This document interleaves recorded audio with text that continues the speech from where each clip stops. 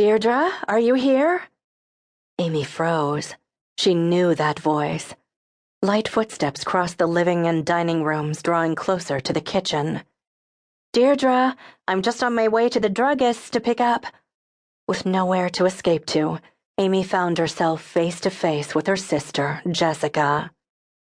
Oh my God, Jessica uttered, the color draining from her face.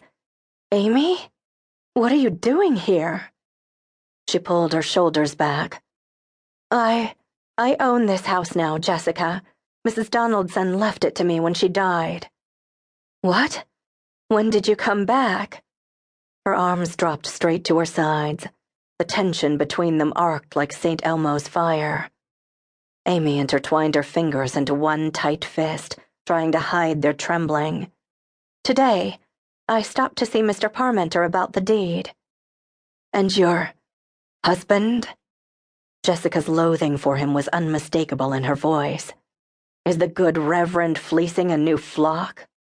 Though she both feared and now loathed him as well, she refused to let her sister know that.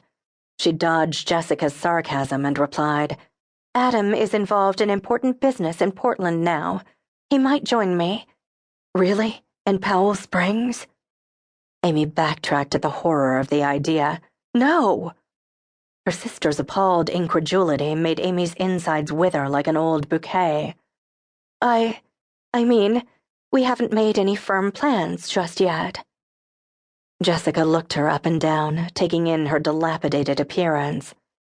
What has happened to you? She whispered, as if viewing the astonishing aftermath of a gruesome roadside accident. Pity was an attitude that Amy could not bear. This conversation only made her more aware of how far she had tumbled from the respectable, sheltered young woman she had been, loved and befriended by all, including her sister. She had squandered everything and everyone, and sacrificed her once promising future through a series of selfish, ill-conceived plans that had backfired. Again she was made aware of her thin, charity barrel clothing and wilted hat. Amy had never looked like this until she married Adam. The train trip wore me out. She fingered the glass knob on the cupboard door. You are looking tidy and prosperous. Jessica's dark blonde hair was swept into a practical but attractive style beneath a smart wool hat, and she wore her striped clinic dress under a fashionable camel coat. She seemed to have suffered no damage from the events of 4 years earlier. You married Cole, I assume?